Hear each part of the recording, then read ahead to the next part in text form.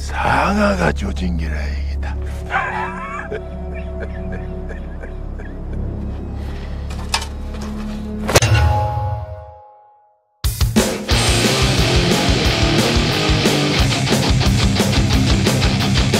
Halo brother, aku Hans. Kali ini kita akan menceritakan kembali sebuah film tentang seorang yang sedang mencari jati diri atas sesuatu yang tidak pasti. Dicari kesana kemari yang ada bikin capek hati. Sudah, jangan banyak basa-basi, yang ada akan dipecat dari Koma TV. Yuk rentangkan tangan dan kaki sambil nyari wifi. Jangan lupa gorengan dan segelas kopi. Dan inilah Daber Tak Tahu Diri.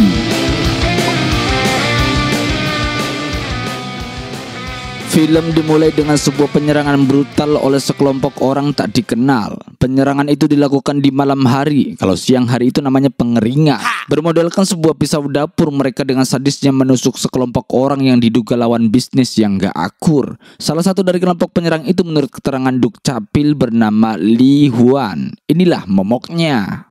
Ayo kita kenalan sedikit dengan Li Huan. Kalau kepanjangan nanti takut jadian. Dia adalah pemain baseball profesional handal dan berandal. Dia pernah membawa timnya menjuarai Piala Presiden hingga dia meraih penghargaan sebagai pemain terkeren. Namun hari ini penampilannya begitu buruk hingga timnya harus ambruk.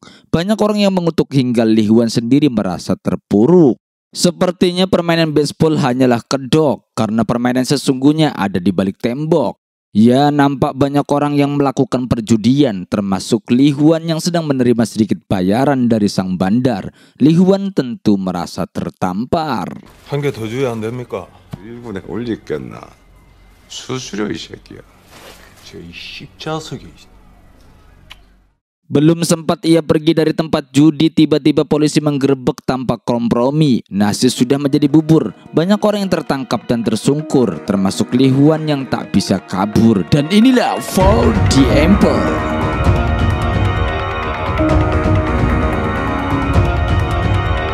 Keesokan harinya, Li Huan bisa bebas dari penjara dengan bantuan dari seorang jaksa. Kita sebut saja dia Sugi.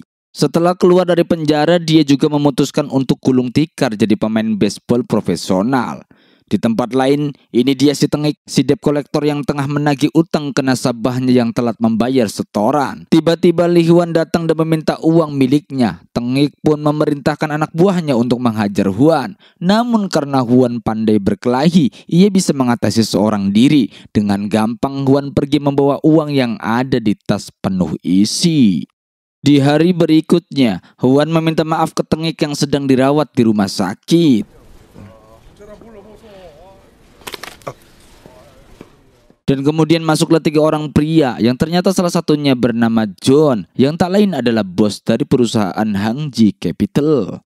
Huan yang tak punya tempat untuk pulang dan gak kuat begadang karena sedang radang akibat kebanyakan nasi padang. Ia pun menumpang tidur hingga beol di bangku penonton lapangan baseball. Sebelum akhirnya anak buah Bos John memanggil dirinya. Huan pun diantar menemui Bos John, sang pemilik perusahaan bernama Hangji Capital itu yang bergerak di bidang keuangan, pinjol dan pendanaan judi online. 그쪽에 내보자 있어. Ya, tanpa basa-basi bau tai, Bos John pun menawarkan sebuah pekerjaan kepada Li Huan untuk menempati divisi debt collector bersama Tengik. Karena butuh biaya untuk bertahan hidup di tengah-tengah kerasnya kota megapolitan, akhirnya Li Huan menerima tawaran tersebut tanpa banyak pikiran. Tidak ada seleksi berkas hingga wawancara. Li Huan langsung turun ke lapangan menagih uang ke nasabah PT Hangji Capital bersama rekan kerjanya si Tengik.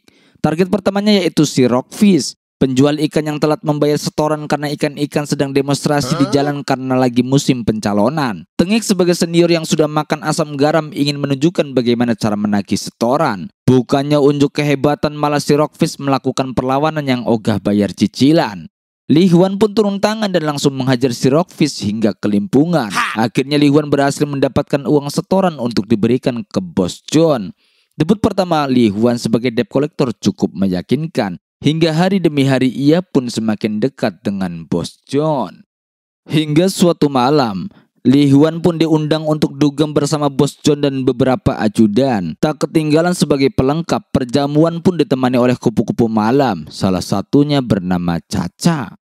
Li Huan nampak terkesima dengan Caca, namun malam ini ia nampak kurang mujur karena belum bisa mendekati Caca, apalagi bisa diajak makan rujak cingur. Bajigur.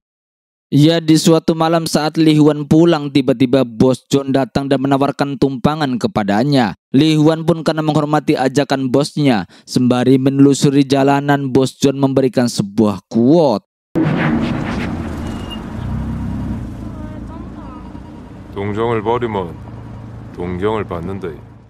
Li Huan nampak mengerti maksud dari bosnya. Lalu bos John memberikan sebuah kunci mobil Mercedes-Benz untuk dipakai. Kemudian setelah main Ludo King, Li Huan mampir di sebuah tempat hiburan malam yang ternyata di sana ada Caca yang sedang bersama dengan seorang pria. Li Huan nampak kesal melihat kemaksiatan mereka, lalu ia keluar dari tempat tersebut. Tak lama kemudian Caca juga keluar setelah selesai memberikan customer service pria hidung belang. Caca kemudian melihat ke arah Li Huan yang sedang berdiri di samping mobil keren pinjaman bos John. Namun tak disangka, Caca yang akhirnya mulai penasaran dengan sosok Li Huan, ia pun mengajak jalan-jalan besok siang. Modus cewek knalpot pun berhasil ia lancarkan. Sesuai janjinya, keesokan harinya mereka pun healing di sebuah pantai. Layaknya sepasang kekasih, Li Huan memberanikan diri menggandeng tangan Caca. Cepat amat gandingannya. Tiba-tiba datang pria parubaya yang mencoba mengusik kebersamaan mereka. 기둥 서방이가 맛있더나 아직 잘 먹었고 쫀득쫀득하지. Mendengar perkataan yang kurang berpendidikan, Li Huan naik pitam lalu hampir saja menghantam pria tua itu hingga bungkam. Tapi Caca menenangkannya. Ya, Li Huan dan Caca akhirnya pulang, bukannya beristirahat setelah jalan-jalan. Li Huan malah mengajak Caca untuk bercocok tanam. Mari bercocok tanam di hari libur.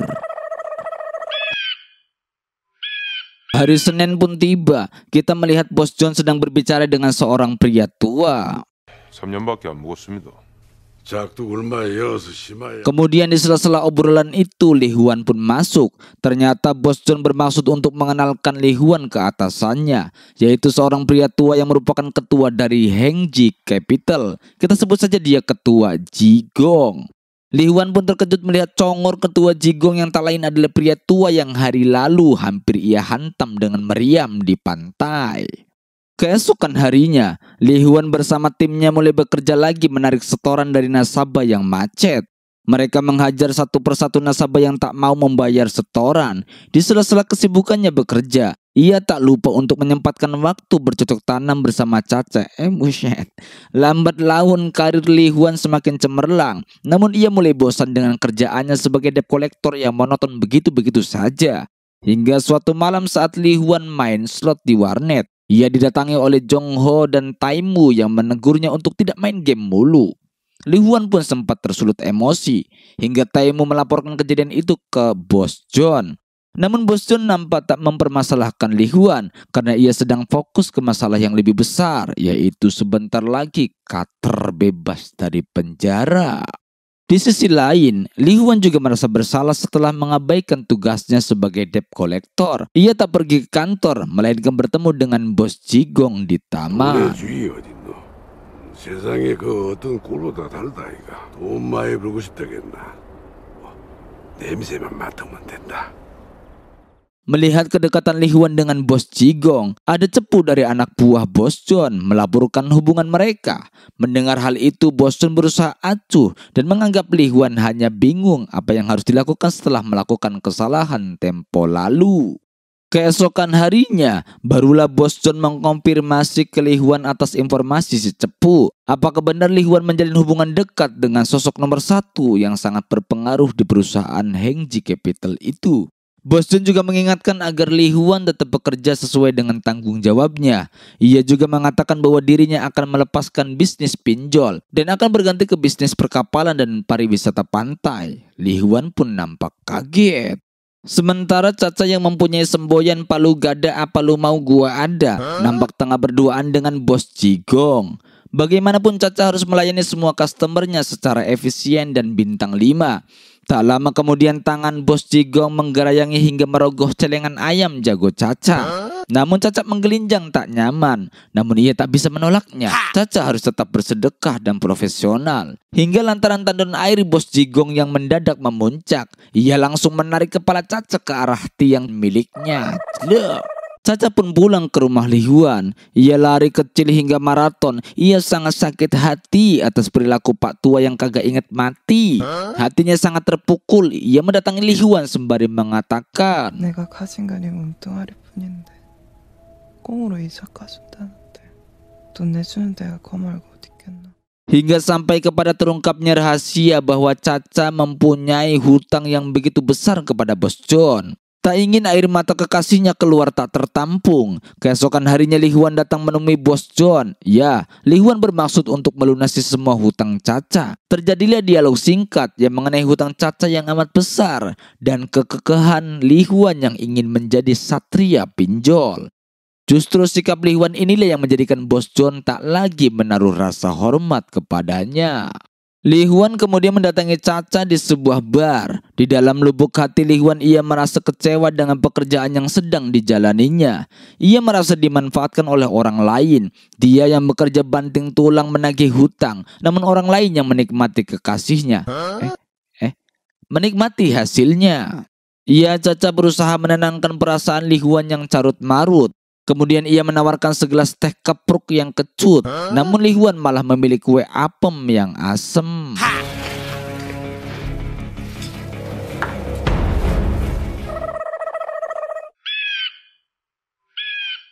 Congratulations. Kemudian Shin mengarah ke Bos Jon dan ketua Jigong yang sedang berada di dalam satu mobil. Tiba-tiba mobil mereka dicegat oleh segerombolan pembegal nekat. Ya, ternyata pembegal ini adalah jamaahnya Carter, sosok yang sebelumnya pernah dibicarakan oleh mereka. Namun beruntungnya anak buah Bos Jon tiba tepat waktu untuk mengamankan situasi. Di malam berikutnya, rombongan anak buah Bos Jon termasuk Li Huan, Jong Ho, dan Taimu pergi untuk menyerang kembali anak buah Carter.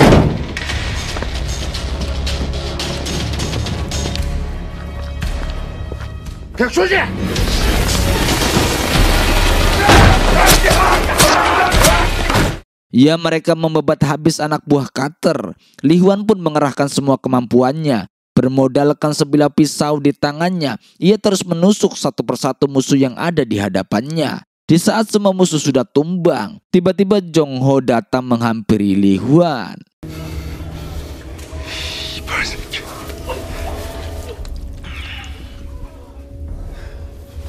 Mereka saling memandang. Mereka tak berkata-kata hingga Jong Ho perlahan tak sadarkan diri. Dari kejauhan Taimu melihat kejadian tersebut. Ia mengira bahwa Jong Ho ditusuk oleh Li Huan. Setelah penyerangan selesai, mereka pun pulang ke markas. Karena pertarungan tersebut itulah Li Huan mengalami beberapa luka. Ia pun tergopoh-gopoh masuk ke markas. Sesampainya di dalam, Li Huan mendengar berita bahwa sahabat dekatnya yang dulu satu tim di baseball telah mengakhiri hidupnya dengan bunuh diri karena tak sanggup membayar pinjol. Li Huan langsung bergegas ke rumah duka untuk takziah. Ia tak mampu menahan emosi. Kenapa hanya dia yang bawa buku Yasin? Li Huan nampak sangat terpukul. Niatnya bekerja untuk membiayai hidup sekaligus membantu membayar hutang sahabatnya. Malah sahabatnya meninggalkannya. Ia nampak Li Huan pun sedang merenungi nasibnya. Saat ia merasa sudah memiliki segalanya, tapi ia merasa ada yang hilang, kurang dan tak tenang. Beberapa saat kemudian Li Huan dipanggil Bos Jon untuk menghadap. Ya, Li Huan dituduh telah menusuk Jong Ho kemarin malam. 맘먹고 그런 기가. 대표님도 그래 생각하십니까? 뭐라고? 그라. Sementara Bos Jon merasa geram jika ada yang menusuknya dari belakang. Bos Jon tak ambil pusing dengan kejadian itu. Ia memerintahkan anak buahnya untuk segera pulang. Bos Jon pun beranjak untuk pulang. Namun saat ia hendak masuk mobil, tiba-tiba Carter datang. Ya, Li Huan yang sedari tadi meratapi nasibnya sendiri hingga lahirlah beberapa puisi dan lagu indie. Tiba-tiba mendapatkan informasi bahwa Bos Jon sedang dalam bahaya. Ia pun bergegas ke TKP. Ya, ternyata Bos Jon sedang dihajar habis-habisan oleh Carter. Saat Bos John hampir kehilangan nyawanya, tiba-tiba Li Huan datang. Tanpa gentar, Li Huan memberanikan diri untuk membantu Bos John melawan Cutter. Mereka adu pukul, adu dengkul hingga adu sundul. Mempunyai badan gempal dan kekar tak menjamin menang melawan badan yang jauh dari kata proporsional. Ya, Cutter pun keok di tangan Li Huan.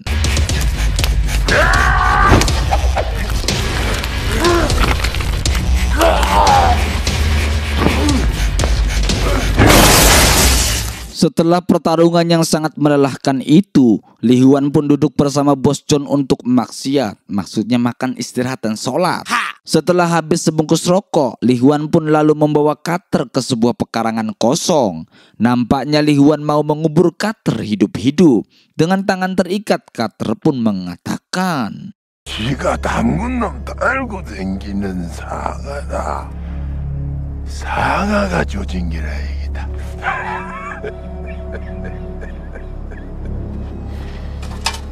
Ya jelas, emosi Huan mendidih. Ia langsung menghantamkan kepala Cutter dengan sebuah sekop seres hingga tewas.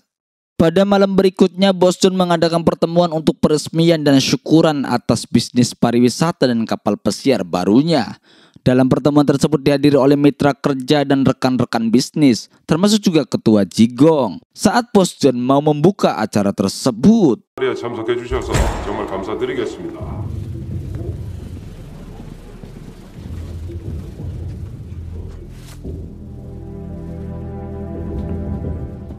ya nampaknya Bos John mencurigai bahwa semua ini adalah ulah ketua Jigong. Tapi ternyata semua tebakan itu salah.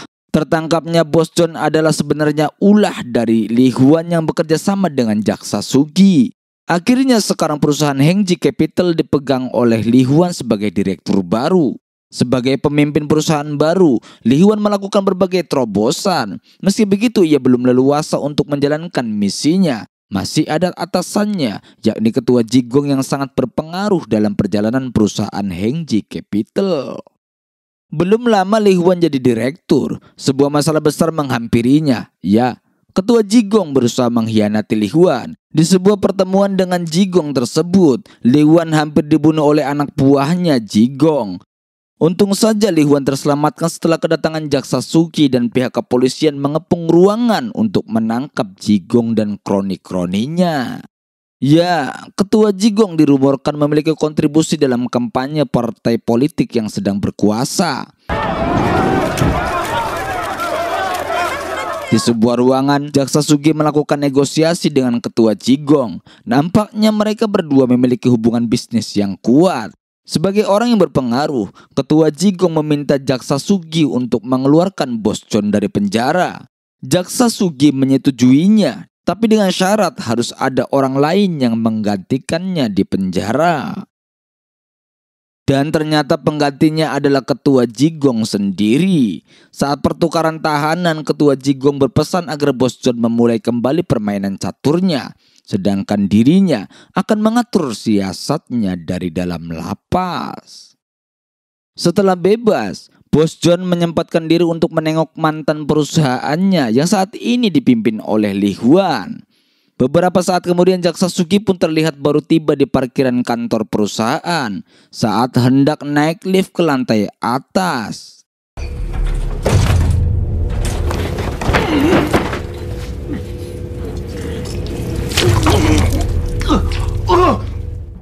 Ya, Jaksa Sugi pun tewas. Sementara di dalam lapas, ketua Jigong mulai melancarkan rencana yang sesungguhnya, yaitu memerintahkan anak buahnya untuk membunuh Li Huan. 반 전부 다 엎어라. Di saat itu Li Huan sedang sendirian di pantai. Ia tak menyadari bahwa orang-orang yang ada di sekitarnya adalah anak buah dari ketua Jigong.